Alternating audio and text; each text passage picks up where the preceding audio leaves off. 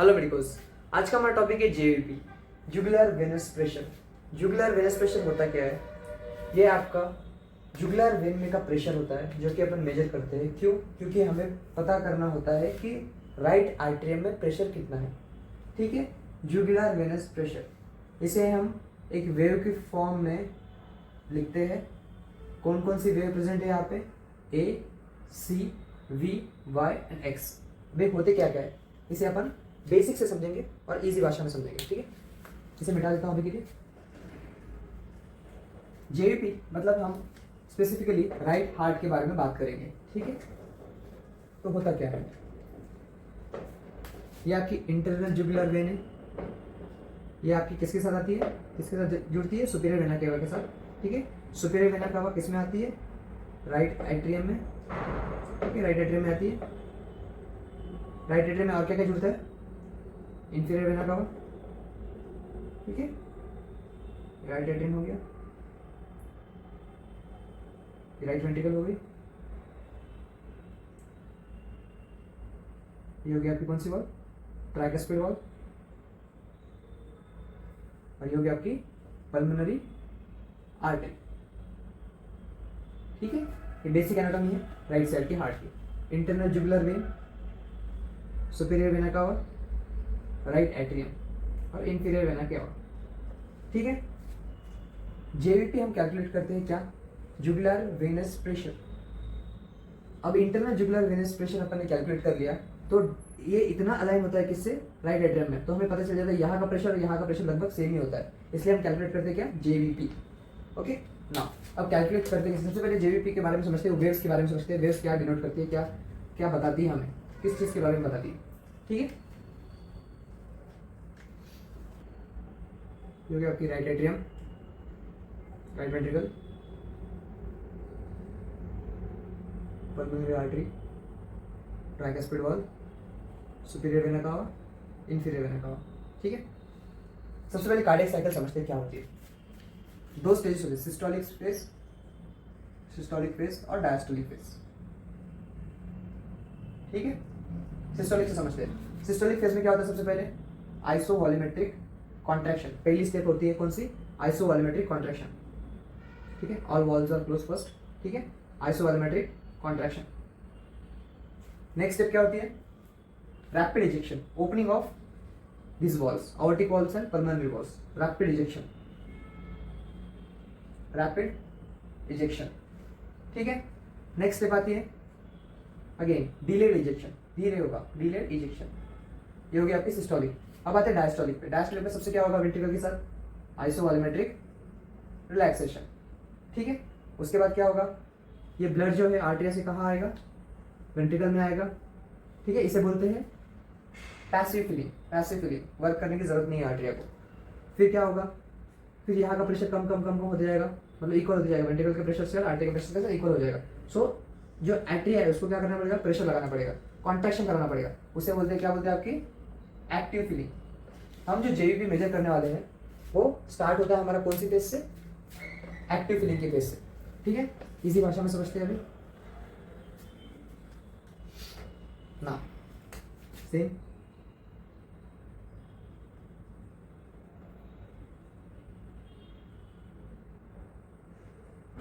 यहां से स्टार्ट करते। ठीक है, एक्टिव फीलिंग से। एक्टिव फीलिंग मतलब क्या हो रहा है? एट्रिया जो हो रहा है क्या हो रहा है? कॉन्ट्रैक्ट हो रहा है, कॉन्ट्रैक्ट हुआ।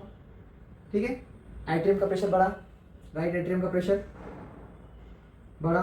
ठीक है, बढ़ा तो वेव फॉर्म में अपस्ट्रोक आ जाता है। कहाँ पे? जेवीपी में। जेवीपी की फर्स्ट वेव होती है ना, जिसे ए कहते हैं, जब प्रेशर बढ़ा। ठीक है, नेक्स्ट स्टेप में सारा ब्लड यहाँ पे आ जाएगा वेंट्रिकल्स में। आगे नहीं आ गया तो यहाँ का प्रेशर क्या हो जाएगा? कम हो जाएगा, तो डाउन स्ट्रोक मिलेगा, यह आएगा। ठीक है, नाउ नेक्स्ट स्टेप क्या होती है? इसके बाद वाली फेज, यहाँ पे डायस्टोल खत्म हो गया, अब स्टार्ट होगा क्या आपका? सिस्टोल। ठीक है, इसके बाद क्या होगा? Closure of walls. कौन सी वॉल क्लोज होगी? राइट साइड के बारे में बात करें तो ट्राइकस्पिड वॉल क्लोज हो जाएगी, क्लोज हुई। ठीक है, फिर क्या स्टार्ट होगा आपका? आइसोवॉल्यूमेट्रिक कॉन्ट्रैक्शन का फेज। तो कॉन्ट्रैक्शन स्टार्ट होगा। कॉन्ट्रैक्शन स्टार्ट होने की वजह से क्या होगा? यहाँ पे जो फ्लूइड है, सॉरी यहाँ पे जो ब्लड है वो क्या करेगा? ट्राइकस्पिड वॉल पे क्या लगाएगा? प्रेशर लगाएगा। लगाया प्रेशर, सो क्या होगा? आर्टरिया में जो है वैसे बल्ज आ जाएगा, ये प्रेशर की वजह से आर्टरिया में बल्ज आ जाएगा ऊपर की तरफ। सो एक नॉच देता है, थोड़ा सा प्रेशर बढ़ेगा आर्टरिया में, ठीक है, यहाँ से प्रेशर लगा रहा है, आर्टरिया में थोड़ा प्रेशर बढ़ेगा, एक नॉच हो जाता है, ये सी वेव कहते हैं, सी वेव, सी वेव, ठीक है, सी वेव। दूसरी वेव हो गई। अब आते थर्ड पे। अब इसके बाद क्या होगा, next step rapid ejection. Rapid ejection में क्या होगा, पल्मोनरी आर्टरी और आर्टिक वॉल्स ओपन हो जाएंगे, जिससे क्या होगा, ब्लड रैपिडली इजेक्ट कर जाएगा सिस्टम से लंग्स की तरफ, ठीक है। मतलब यहाँ का प्रेशर क्या हो जाएगा, ये जो बल्ज आया था पहले, जब बल्ज आया था, बल्ज क्या होगा, कम कम होते जाएगा, जिसका मतलब यहाँ पे प्रेशर क्या होगा, कम होते जाएगा, आर्टरिया में प्रेशर क्या होगा, कम होते जाएगा। सो अगेन डाउन स्ट्रोक आ जाएगा, प्रेशर कम हो गया आर्टरिया में, ठीक है। इसे कहते हैं, यहाँ पे क्या हुआ, एक्टिव फीलिंग था, प्रेशर बढ़ा, अब स्ट्रोक आया। फिर यहाँ पे क्लोजर ऑफ कौन सी वाल्व, माइटल वाल्व और ट्राइकस्पिड वाल्व, जिसे क्या करते हैं S1, ठीक है। उसके बाद क्या होगा, प्रेशर कम कम कम होते गया, ठीक है, आर्टरिया का प्रेशर कम हुआ। फिर एक थोड़ा सा प्रेशर बढ़ा, क्यों, क्योंकि बल्ज आ गया था, कहाँ पे, यहाँ पे ट्राइकस्पिड वाल्व पे बल्ज आ गया, जिसकी वजह से क्या होगा, आर्टरिया में प्रेशर बढ़ेगा, तो थोड़ा सा प्रेशर बढ़ा, जिसे कहते हैं सी वेव। उसके बाद फिर से रैपिड इंजेक्शन के बाद यहाँ का ब्लड क्या हुआ, कम हुआ, यहाँ का ब्लड कम हुआ, तो क्या हुआ, आर्टरिया एनलार्ज कर गया, थोड़ा सा स्पेस बढ़ गया, तो प्रेशर फिर से कम हुआ, तो ये वेव आ गई, जिसे कहते हैं X1 और X, मतलब ये जो पूरा फेज है, यहाँ पे क्या हो रहा है, आर्टरिया आपका रिलैक्स हो रहा है, आर्टरिया रिलैक्स, ठीक है। अब आते हैं नेक्स्ट स्टेप पे। नेक्स्ट स्टेप क्या हो गया, अभी रैपिड इजेक्शन हो गया, डिलेड इजेक्शन, ठीक है, फिर समझते हैं delayed ejection.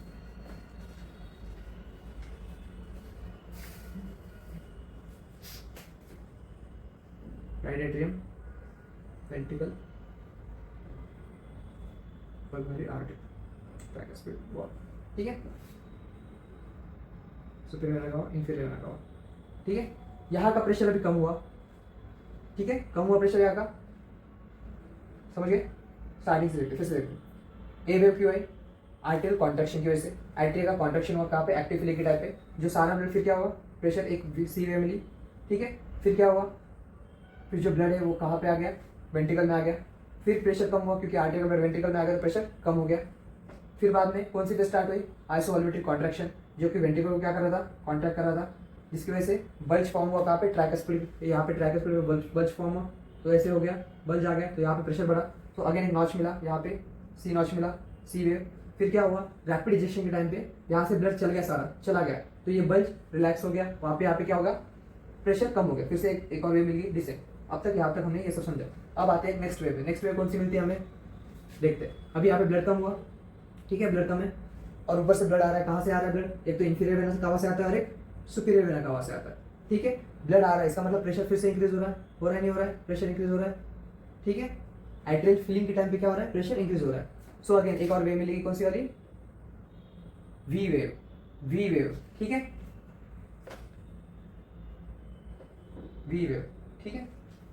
Next we wave के बाद क्या होगा, कौन सी फेज होगी स्टार्ट, फिर अगेन यहाँ से क्या होगा, ओपनिंग ऑफ कौन सी, tricuspid and mitral valve. Right side के बारे में बात करें तो क्या होगा, ट्राइकस्पिड वाल्व। फिर से ये ब्लड कहाँ आ जाएगा, नीचे आ जाएगा, कौन सी फीलिंग होगी है, isovolumetric relaxation, passive filling. Passive filling में एनर्जी नहीं लग रही है, फिर भी ब्लड नीचे आ रहा है, ठीक है, यहाँ का प्रेशर कम हो रहा है, तो इसे कहते हैं वाई डिसेंट, ठीक है, समझ गए। फिर से एक बार देखते हैं।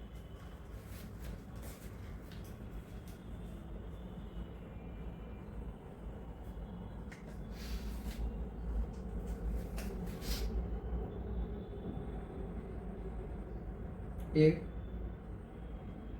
C X X dash X1 X2 X dash, okay, next V wave, next Y descent, ठीक है। एक कब मिला हमें, एक्टिव फीलिंग के टाइम पे, ठीक है। एक्टिव फीलिंग में क्या होता था, आर्टरिया कॉन्ट्रैक्ट करके जो बचा ब्लड है वो वेंट्रिकल में डाल रहा था, ठीक है, हो गया, वेंट्रिकल में डाला ब्लड, तो फिर यहाँ का प्रेशर कम हुआ, यहाँ का प्रेशर कम हुआ तो क्या हुआ, डाउन स्ट्रोक मिला, ठीक है। फिर वॉल्व्स क्लोज हो गए, आइसोवॉल्वेट्रिक कॉन्ट्रैक्शन फेज स्टार्ट हुई, जिसकी वजह से क्या हुआ, प्रेशर लगा किस पे, ट्राइकस्पिड वाल्व पे, बल्ज फॉर्म हुआ, थोड़ा प्रेशर बढ़ा, फिर थोड़ा अपस्ट्रोक आ गया, ठीक है, सी वेव बनी। नेक्स्ट रैपिड इंजेक्शन टाइम पे ब्लड कम हुआ यहाँ पे पूरा, यहाँ का प्रेशर रिलीफ हुआ, फिर से डाउन स्ट्रोक हो गया, ठीक है, आर्टरिया में। नेक्स्ट अभी फिर से यहाँ पे जो ब्लड कम हुआ है, लेकिन इनकमिंग तो चल रहा है वापस, कहाँ से, सुपीरियर वेना कावा और इंफीरियर वेना कावा से, चल रहा है, सुपीरियर वेना कावा से ब्लड आ रहा है, इंफीरियर वेना कावा से ब्लड आ रहा है, तो यहाँ पे फिर से प्रेशर बढ़ रहा है, तो एक कौन सी वेव मिली, वी वेव मिली, ठीक है। फिर नेक्स्ट स्टेप वापस डायस्टोल में चल जाएगा। डायस्टोल में क्या होता है, आइसोवॉल्यूमेट्रिक रिलैक्सेशन और opening of this walls, tricuspid and bicuspid valve. तो फिर से यहाँ का जो ब्लड जमा हुआ है वो नीचे आ जाएगा, ठीक है। फिर से यहाँ का प्रेशर कम हुआ, तो कौन सी वेव मिली, वाई वेव मिली, ठीक है। A wave due to atrial contraction और एट्रियल एक्टिव फीलिंग के टाइम पे, X due to atrial relaxation both, और सी वेव क्यों मिली, bulge in tricuspid valve, tricuspid valve. V wave atrial filling, ठीक है। वाई वेव क्यों मिली, ड्यू टू पैसिव फीलिंग, ठीक है। ये हो गई आपकी वेव फॉर्म, जेवीपी की वेव फॉर्म। अब आते हैं इसके एबनॉर्मेलिटीज में, क्या क्या एबनॉर्मेलिटीज हो सकती है। सपोज अब्सेंट ए वेव, ए वेव कब अब्सेंट होगी, जब आपका आर्टरिया कॉन्ट्रैक्ट नहीं करेगा, ठीक है। अब देखते हैं abnormal wave forms of JVP, abnormal wave forms of JVP, ठीक है। नॉर्मल बना लेते पहले, C wave, V wave, Y wave, ठीक है। देखते S1 S2, ठीक है। एबनॉर्मल क्या क्या हो सकता है, ए से स्टार्ट करते हैं। क्या होगा, दो चीज होगी, अब्सेंट ए वेव, ठीक है। अब्सेंट ए वेव कब मिलेगी, जब आपका जो आर्टरिया कॉन्ट्रैक्ट नहीं हो रहा, आर्टरियल फिब्रिलेशन, ठीक है। नेक्स्ट आएगा टॉल ए वेव, टॉल ए वेव कब मिलेगी, जब आपको एक्स्ट्रा प्रेशर लगाना पड़ रहा है, कहाँ से, ब्लड आर्टरिया से वेंट्रिकल में लाने के लिए। कब लगाना पड़ेगा, जब कोई ऑब्स्ट्रक्शन हो, स्टेनोसिस हो, इन कहाँ पे, ट्राइकस्पिड स्टेनोसिस में, ठीक है। नेक्स्ट और क्या हो सकता है, cannon a wave seen in AV dissociation, ठीक है। कब, जब आपका एट्रिया और वेंट्रिकल एक साथ कॉन्ट्रैक्ट कर रहा है, लेकिन वेंट्रिकल ज्यादा पावरफुल है आर्टरिया से, तो आर्टरिया को एक्स्ट्रा प्रेशर लगाना पड़ेगा, तो एक्स्ट्रा प्रेशर पड़ेगा एट्रिया में, तो कैनन वेव ए वेव मिलेगी, जो कि इंटरमिटेंट होती है, ठीक है। Next CV wave, CV fuse wave, direct C के बाद वी आएगा, ठीक है। एक्स डिसेंट नहीं हो रहा है, इसका मतलब क्या हो रहा है, ये क्या है, आर्टरियल रिलैक्सेशन ही नहीं हो रहा है। आर्टरियल रिलैक्सेशन के बिना क्या स्टार्ट हो रहा है, directly V wave, arterial filling start हो रहा है, ठीक है। ये कहा है सी वेव, कौन सा वी वेव, ट्राइकस्पिड रिगर्गेशन में देखने मिलेगा, ठीक है। ट्राइकस्पिड रिगर्गेशन में क्या हो रहा है, आर्टरिया रिलैक्स नहीं हो रहा है, ठीक है, कॉन्ट्रैक्टेड स्टेट में ही रह रहा है, फीलिंग भी हो रहा है, ठीक है। डायरेक्ट सी के बाद क्या मिलेगा, वी वेव। अब आते हैं वाई वेव पे, absent Y wave seen in cardiac tamponade, ठीक है। सपोज आपका राइट एट्रियम है, राइट वेंट्रिकल, ठीक है, कार्डियक टैम्पोनेट हो गया, ये प्रेशर लगाया किस पे, वेंट्रिकल पे, ठीक है। वाई वेव क्या डिनोट कर रहा है, पैसिव फीलिंग, ये प्रेशर लगा के वेंट्रिकल को कोलैप्स कर देगा, जिसकी वजह से क्या होगा, ब्लड फीलिंग नहीं होगा, पैसिव फीलिंग ही नहीं होगा, ठीक है। तो क्या होगा, वाई वेव गायब हो जाएगा, ठीक है। Absent Y wave seen in cardiac tamponade, absent Y wave seen in cardiac tamponade, ठीक है। अब आते हैं measurement of JVP. Most commonly use is two scale method, okay. Patient should be lie down on 45 degree angle, ठीक है। Flex the neck, turn the neck toward the opposite side, okay. See the internal jugular vein pulsation. We are using two scale method. Most commonly used is two scale method, okay. Place the one scale on the manogram and one scale horizontally to the pulsation, internal jugular pulsation. Mark the point here, okay. It is around +5 from the heart, ठीक है, +5, okay. Add +5 to the actual distance. Suppose this is 3, add +5, 5, 6, 7, 8, okay. Okay, normal JVP is less than 10 mmHg and pathological is more than 10 mmHg, ठीक है. Low JVP may be happening, okay, it's not mmHg, it's centimeter water, centimeter of water, centimeter of water, Okay. Now, two condition will be there in JVP: low JVP, high JVP. Low JVP occur in less fluid in the body, as in dehydration, okay, or fluid loss. Next, high fluid, renal diseases, tricuspid regurgitation, pulmonary hypertension, cardiac component, constructive pericarditis, and hypoalbuminemia, etc. Okay, that's all about the JVP. Thank you.